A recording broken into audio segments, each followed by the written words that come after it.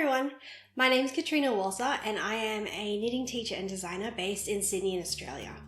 And if we haven't met before, welcome, and if you are a returning viewer, welcome back. Thank you so much for joining us again. Today is the 6th of March and this is episode 8 of my podcast on the needles.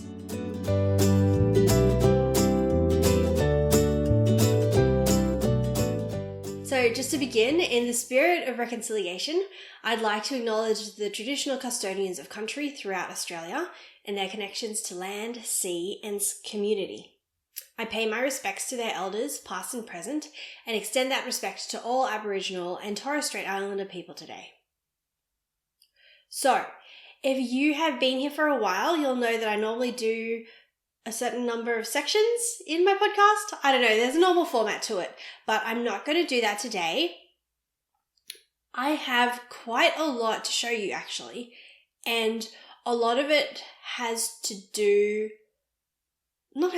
but a lot of the knitting that I've been doing also correlates to a lot of what's been going on in my life right now.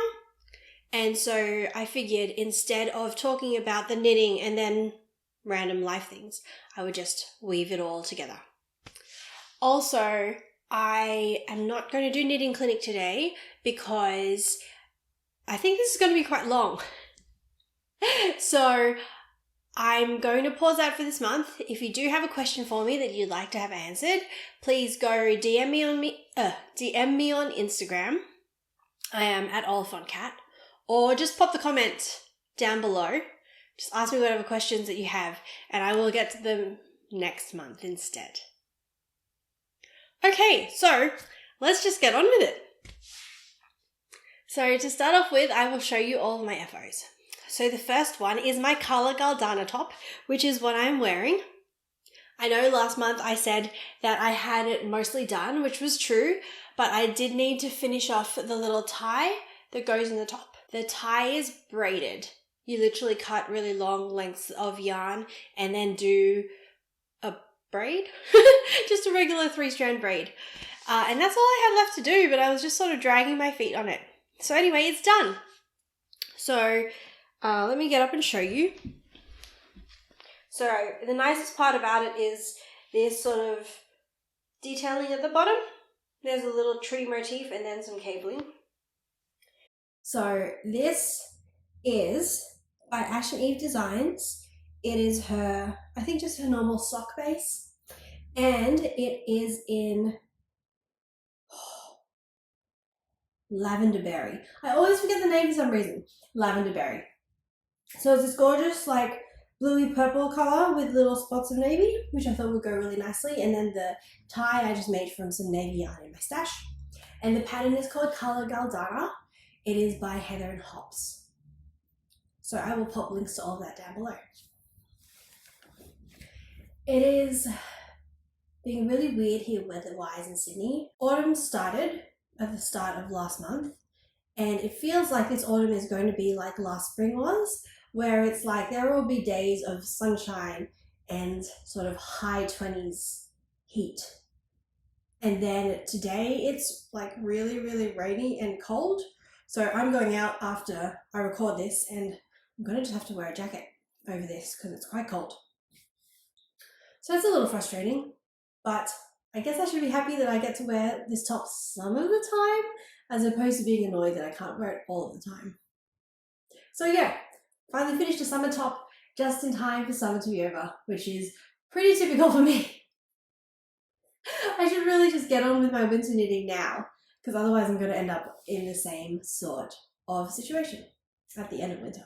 Okay, the next 2 FOs I have to show you, actually the rest of the FOs I have to show you really are baby things. So first off, this is my 4-way stop blanket and I love it. It is big. It's so big. Okay, so it is a pattern that I designed in 2017 and I wanted to re-release it into an Aussie yarn so that you had a local option for yarn that you could buy here instead of having to ship it from overseas.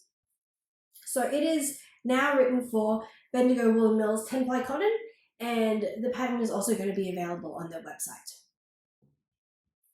For those of you playing along at home, the colours are Daffodil at the top here, and then Golden Glow here on the right, and then Parchment on the left, and Latte at the bottom. So I don't know what I did, but I did my maths all wrong when I was calculating the cast on for this, and I somehow made it really, really big. It was meant to be about 30 inches square, which is, oh shoot, like 72 centimeters.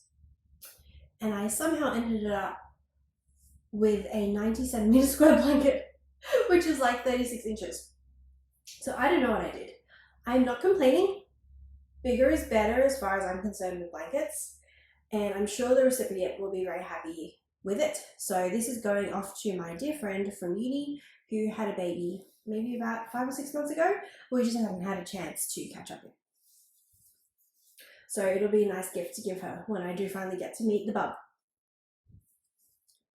So the pattern was released 2 weeks ago, and if you would like to get it, it is available on Ravelry and Etsy, and I will pop a link to it down below.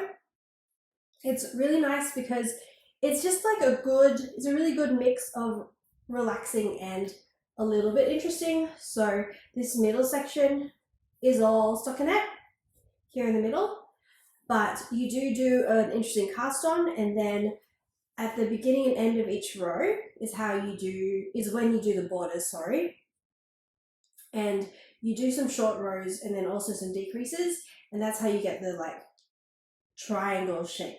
So you knit it basically here up. So it does teach you some interesting techniques. You can learn how to do German short rows and how to also do intarsia, which is how you change colours in the middle of the row here. So I actually made tutorial videos for all the techniques that are used in it. And there's a full tutorial for how to do the cast on because it's quite interesting. It's like a modified Judy's Magic cast on. So I'm trying something different with this, and I'm making those videos exclusive to the pattern for the first 3 or 4 months that it's out. So I will eventually post them on my YouTube channel, but in the meantime, the only way you can get access to them is by buying the pattern. So if that's something that you want to see, then you can just go grab the pattern and there are links to it in there. So yeah, if you'd like to grab a copy, I will post a link to where you can get it all down below. So the next baby blanket is something that I've had on my needles for a really long time. I spoke about all of this in October or November in my podcast, so I'll link to it up there if you're interested in more details. But essentially I got really bored one day because I had nothing on my needles and I just wanted to just pick up and go with something and not like think about patterns and gauges and things like that. I just felt like sort of knitting. So I had this yarn, this pink yarn here in my stash. It is from a company called Sus Yarn. I can't remember the line of yarn, but it's discontinued now anyway. But it is a slubby yarn that is very, very thin in the thinnest bits and quite thick in the thick bits. So I'd say in the thinnest parts, it's maybe almost lace weight, and in the thick parts, it's almost 10 ply. So it made the most sense to hold it double with another yarn. So I held it double with a 10 ply BWM cotton. And it's just a center out blanket in a square. So I actually started out, I was being experimental, and I started out and did a crochet magic loop, magic ring, I think they call them magic rings, here in the middle, and then figured out how to knit into that. I don't love it, to be honest, so next time I'll just do a Judy's Magic cast on. It's very, very simple.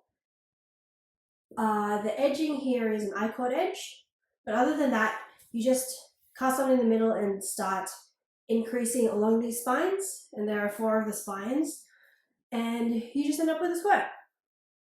But what happened with this is that I've had this pink yarn in my stash for a really long time and I wanted to use it up, but when I got to the end of the cotton of the BWM that I had, I still had a lot of the pink yarn left. And I did have one more ball of the Bendigo Woolen Mills cotton, but it needed to go into the blanket. It's this color here. So I put this on pause until I finished this blanket, and then because I figured I would just use whatever the remainder of this was to finish this blanket off. So I don't remember the final measurements of this. I think I put it on my Ravelry project. And if I haven't, then I will measure it now and put it on, put it in the project. And if you're interested, you can go check it out down below. If you are interested and Ravelry isn't accessible to you, just let me know and I'll type out the info somewhere else. So I am planning on publishing this pattern. I wasn't originally because it seemed quite simple, but then between the different yarns held together and the I-cord on the edging, I-cord on the edging, I thought it might be interesting to publish. Plus I have some other reasons that I want to publish it that I will get to whenever I get around to writing the pattern up. But I do have some fun plans with it. I am going to be publishing it in Woolen Works yarn. If you don't know Chloe from Woolen Works, you should definitely go find her on Instagram. Her stuff is beautiful. And so that's going to be out in October, also for a very specific reason. So if you're interested in hearing more, just make sure you stay tuned on the podcast or sign up to my mailing list, because I will talk all about it more closer to the date as I start writing the pattern up. And you can find a link to my mailing list sign up down below in the comments. So this blanket is going to my cousin. I am pretty sure she doesn't watch this. If she does, then sorry, not sorry. Yes, Christine, if you watch this, I will be very surprised and very grateful. And thank you. But her daughter's first birthday is in July, so I'm going to gift it to them then. Okay, so for the next couple of things I need to show you, I do need to give a little bit of a warning. Like last month, I am going to be talking a little bit about pregnancy loss, so if that is a topic that isn't something that you are feeling up to listening to, that's totally fine. I hope you're okay. If you need to jump ahead, I will put the timestamp for when I finish this topic here, so you can jump ahead here, or I will put a bookmark in the description box down below and you can jump ahead to that. It'll be the bookmark labeled like Stewart House Beanie, so jump ahead to that bookmark. Alright, so if you were here last month, you will know that I had some health issues. I had what's called an ectopic pregnancy, and it's sort of amusing. I guess amusing is the wrong word. But I finished out last month's podcast saying that I hope I don't have any more random lingering health issues. Unfortunately, 2022 has other plans in mind because I have just had like an awful cold for the last month. And like, it's not like, oh boo-hoo, my nose is a bit stuffy. Like actually like debilitating cough sort of cold. So I had asthma when I was a kid, and it was basically illness-induced asthma. I only ever had it when I had a cold, and I thought I had grown out of it. It turns out that I haven't. So I got this, I think I picked up something from my daughter's daycare. Obviously not from the daycare, like my daughter picked it up from daycare and then I picked it up from her. And unfortunately, it just really got to me. So if my voice sounds weird, that's why. So still coming out of the cold.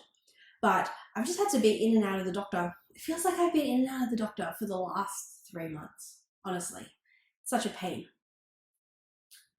But it does mean that I haven't been quite as up for knitting anything complicated as I normally am. And I also just have a lot of random work projects that I need to do with my knitting that, for various reasons, I can't always just pick up and start a project. I have to wait until I can take Instagram photos or until I can write the pattern properly, or, all sorts of reasons.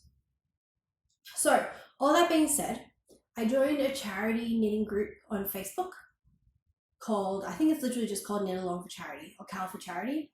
I'll pop a link to it down below if you're interested in joining in. And essentially every month they choose a charity to knit for. So the organizer gets in touch with people at the charity and checks if they need anything knitted. And the first month was of the whole group was in March, and sort of fortuitously coming off of my ectopic pregnancy, it was a knitting drive for the Red Nose Foundation, who are a foundation that sort of support, I guess, they provide support and research into and things like that to do with pregnancy loss. So the things that they needed were teeny tiny items for babies that unfortunately were born too early. So essentially they needed cardigans and beanies and booties and blankets. And couldn't bring myself to make teeny tiny things in the round because, the booties and the beanies were just more fiddly than I could be bothered dealing with. But I made a stack of cardigans and one blanket. So these 3 cardigans here, I have one purple one with a little bit of lace edging here on the edging. And then I have 2 blue ones right here. They're so small that I can't even figure out how to hold them up properly. Like this, I guess. Anyway, they are knit in West Yorkshire Spinners Bo Peep 4-ply. Try saying that 5 times fast. So I just happened to finish a project in a bunch of pastel colors at the end of February. I mentioned it briefly last podcast. It's the project I'm not allowed to talk to you about right now. But anyway, it was sort of lucky timing because I had some tiny little bits of 4-ply pastel colored yarn left over. So this is 50-50 nylon and wool. And it's lovely and soft, and I really like it as a yarn. You can definitely tell, I'm used to using nylon in sort of like a 80-20 blend or a 75-25% blend. And having it 50-50, you can definitely tell the difference. Like, I can feel sort of the nylon in it, but it's still really nice and soft. So the charity has very specific yarn and needle size recommendations because the cardigans are meant to fit babies of different ages. So at the 4-ply, with the 4-ply yarn, they needed it to be at a 3.25 millimeter needle, I think. And this is meant to fit something like a 26-week-old baby or a 24-week-old baby. But they did also have need for even smaller ones. They wanted some cardigans knit in 3-ply yarn as well, which is meant to be knit on a 2.75 millimeter needle. And there was a woman who lives very close to me in the knitting group who had some 3-ply yarn, and even better, it was white, which was something that they were very interested in. And she said she couldn't use it because the patterns were a bit too fiddly for her, so she offered it up to someone in the group to use. So I got it from her. And okay, so in the first place, 3-ply is not a yarn that I see much of. I don't even know what you would call it overseas. I guess it's a light fingering, because in Australia, what Americans would call lace weight is 2-ply, and then what they call fingering is 4-ply. So 3-ply isn't something that I see a whole lot, but I think it's light fingering. But I don't believe this yarn is 3-ply, honestly. It feels just as thick as most of the fingering weights, like the 4-ply yarn that I have. And on top of that, it is what feels like acrylic.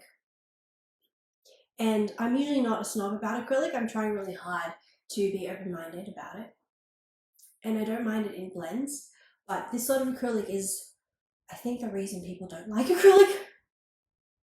So it was just because I was using what feels like a 4-ply yarn on 2.75mm needles, and it's like squeaky acrylic, and it has this weird ribbon. I don't know if this is going to be visible, but if you can see the like shiny bits in the yarn, it's a ribbon that runs through the yarn, like it coils around it. So it wasn't the best knitting experience, but I made 2 of them. I got a little bored and decided to add some seed stitch to the sleeves of this one. So I think that's a little cute, but it also made I forgot that seed stitch has a different row gauge to stockinette. So the sleeves are a little bit short, but hopefully it'll still fit someone. So these are the 2 tiny white cardigans that I made. And just because I wasn't enjoying the knitting process and I wanted to use up the yarn, I switched to a 4mm needle and just made a simple corner-to-corner blanket. I started running out of the pure white that she gave me, but she also gave me some white that had like teeny tiny spots of colour. So I don't know if you can see the sort of like confetti colours there in the middle. So I just added some of that in too. So yeah, those are my charity knits for the Red Nose Foundation. It's a good pattern to have up your sleeve for just in between times. If I just have like some downtime where I want to be knitting and I can't cast something on yet. And I also just feel like these are going to be something that aren't for Instagram. So I'm just going to make these whenever I feel like and not feel any pressure to post them or anything. I mean, I'll show them to you guys if I make any more. Okay, so that was the March knit along for charity. And then the April one is Stewart House, which is a residential program in northern New South Wales for kids. I think they just stay at the house for a week maybe and just get any medical attention they need and just support and stuff. I assume that it's for people whose home situation isn't the best, but I'd have to look that up. But because it's for kids, they just want anything for kids, really. Beanies, scarves, toys and stuff. And you can use whatever ply yarn and whatever pattern that you want. And I didn't think that I was going to actually make anything for them this month because I've been quite busy, but I was bored last night and finding myself in between projects. So I just cast this on. So I have a beanie. They specifically asked for beanies and scarves in black and red and yellow, which are the Aboriginal colours here in Australia. And the only yarn that I had black and red and yellow in was some random 10-ply, and I just grabbed it out of my stash, and they're all very different. So this bottom one is Chroma from Knit Picks, and this middle one is Fiddlesticks Finch, and then the yellow at the top is this ball here. It is Manos del Uruguay Maxima. And so the yellow and the grey are single ply and they're wool, and this here in the middle is cotton. So it's a little bit hectic, but I guess it'll be fine. Hopefully there's a kid who likes it. I was also very confused by the sizing, so I just free-handed this. I was just making it up. And I went and looked at an old pattern of mine to figure out how many stitches to cast on. And it said to cast on for an adult size beanie, I had it at 72 stitches in 1x1 rib for 10-ply. And I figured then I'd knock about 5 centimeters off of that for a kid's beanie. So I went down to 68 stitches and I cast on a 4.5mm needle. And so that's the ribbing down the bottom, and it looked impossibly small. I was getting quite freaked out. But I just forget how stretchy 1x1 rib is. So if you look at this, if I stretch it out, it does get quite big. So I think it should be fine. I'm hoping it'll be fine. I'm planning on trying it on my daughter when she gets home because she's 3 and the minimum age for these beanies apparently is 7. So hopefully if it's a bit big on her, then it will fit a 7-year-old fine. So I just found a handy sizing chart of like head sizes and recommended beanie sizes from Knitpicks, and I made it to those sizes. So I will pop a link to that down below. It's meant to be an 18-inch circumference for a kid, but this is like more like 16 inches. So I'm hoping that if I block it out, it'll stretch out a little bit. But fingers crossed they can just find someone to give it to who will like it. So it is a whip. We are moving into whip territory. The reason it's a whip is that I need to block it. And also I've got the tail here because I'm going to make a pom-pom out of this and add it to the top once it's blocked. I didn't want to do it before it was blocked because no one wants to deal with soggy pom-poms because that sounds like a nightmare. And the last 2 whips I have for you are both designs that I'm working on. The first one is a design for a yarn company that isn't going to be released until, when is this being released? I think the end of the year. So I can't really tell you much about it. But this is the yarn. It's this gorgeous pink, purpley color. I don't even know how to describe this. I forget what the colorway is called. But this is just the color I chose. I don't know what color they're going to make the final sample in. So this is an 8-ply, 70% merino and 30% silk. And it is beautiful and soft. And yeah, it's just really pretty. So I am excited to make it. I made 1 item so far and I need to make a second one, but I have to wait until I revisit the pattern. So essentially what I've done with this pattern is that I wrote a draft, I knit 1 item off of that, and then I refined the draft based on the problems and any issues I found while I was knitting the first sample, and I'm going to clean up the draft and then knit a second one just to test the instructions again. I'm still counting it as a whip because I still have to make the second one. But hopefully I can show you these in December-ish or January. And then the second whip I have to show you, I'm very, very excited about. So speaking of silk, this is Blackwater Yarns Blue Gum, which is a 50-50, almost 50-50. It's like 58-42 or something. Blue Face Leicester. I don't know how to pronounce that word. Anyway, it's 58% BFL and 42% silk. Look how pretty it is. Isn't it beautiful? So that's what the ball looks like. And then this is my gauge swatch. So like the tonality of it is just gorgeous. So this color is called Slate Blue. And it just, I don't know if I'm going to be able to do this justice in the camera, but it is so shiny. It's so, so shiny. So this is going to be a rewrite of my Jigsaw Shawl. So if you've never seen it before, this is the Jigsaw Shawl. It's a big lace shawl. And it comes in 2 sizes. This is the 2 skein version, and I only have 1 skein of this, so I'm going to knit the 1 skein version in the blue.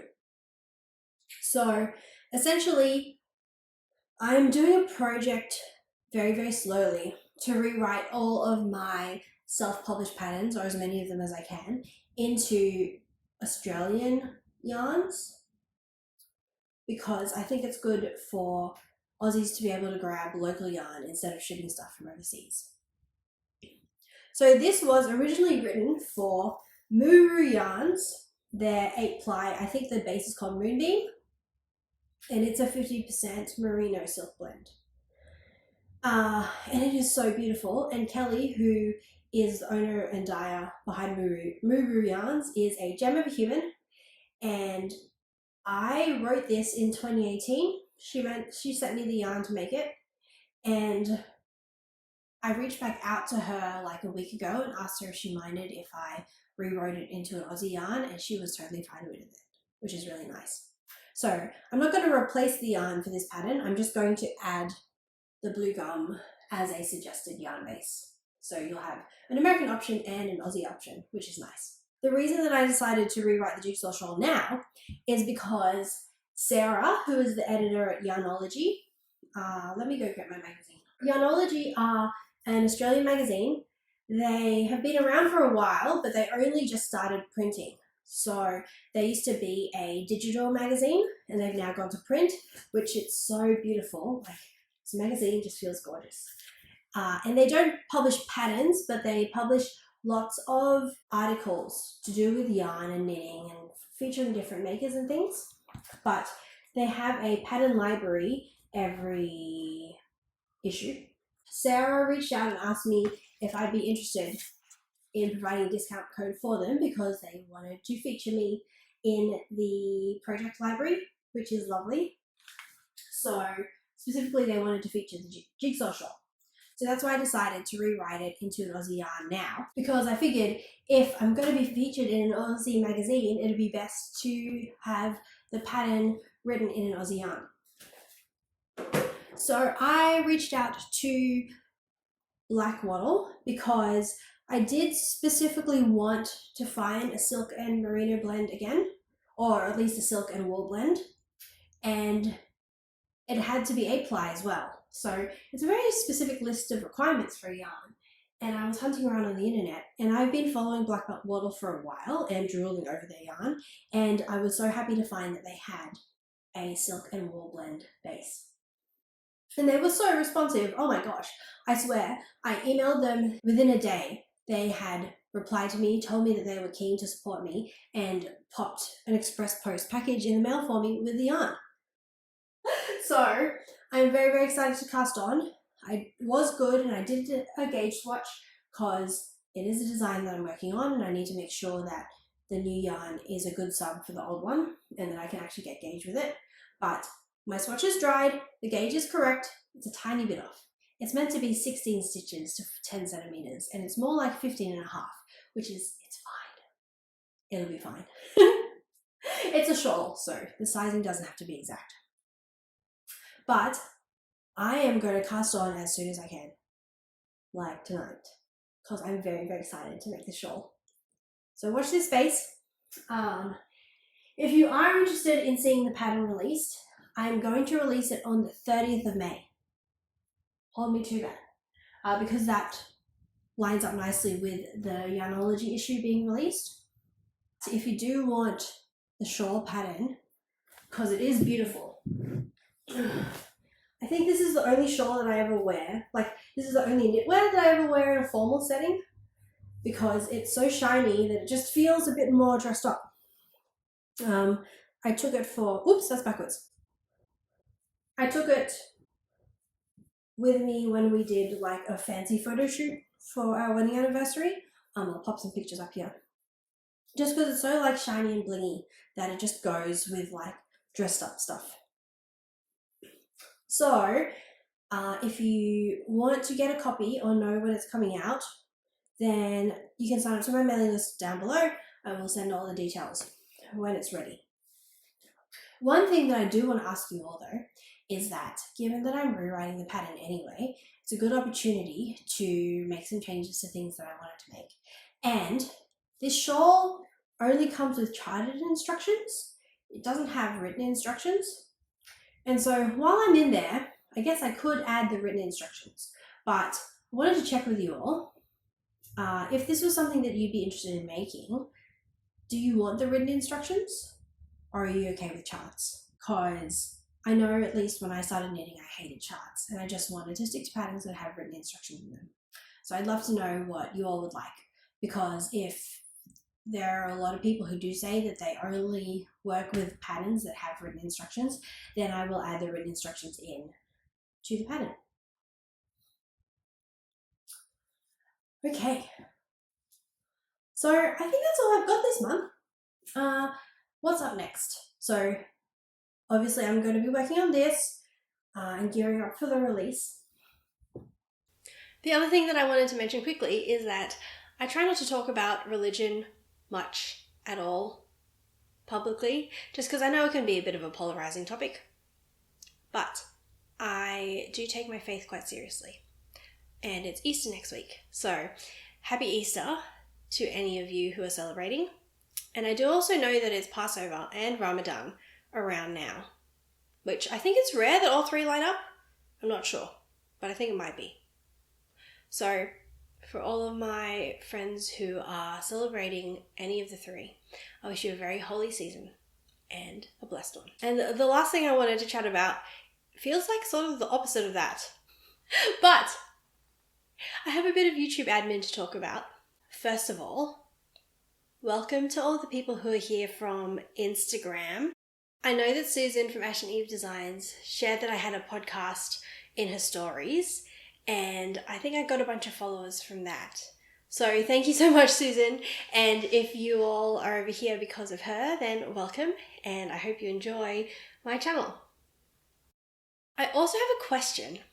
So this is a little bit strange, but YouTube does this weird thing sometimes where it just decides to share your videos, like old ones, for no discernible reason.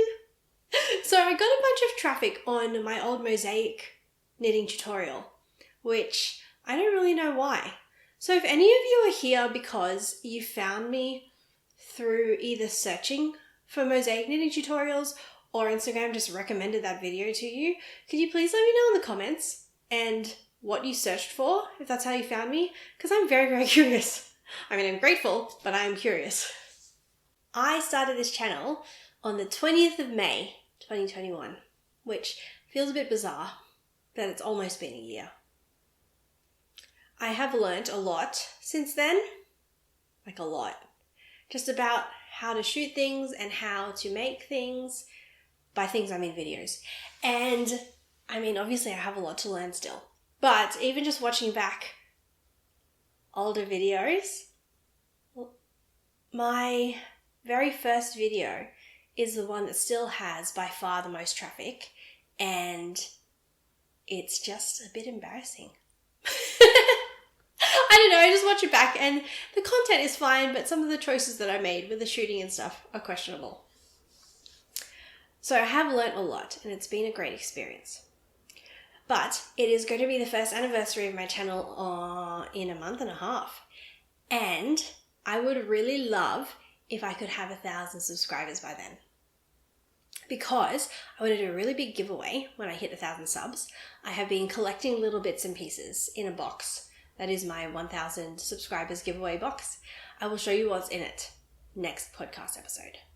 But I would love if that video with the giveaway could also be the anniversary video at the end of May.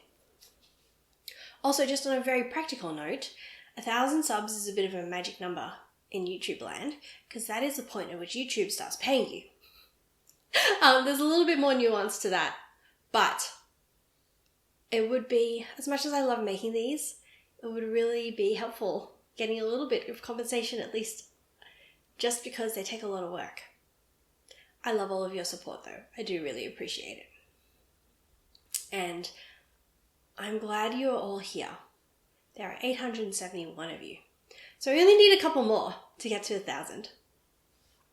So if you are already a subscriber, if you could please hit the like button for me or comment.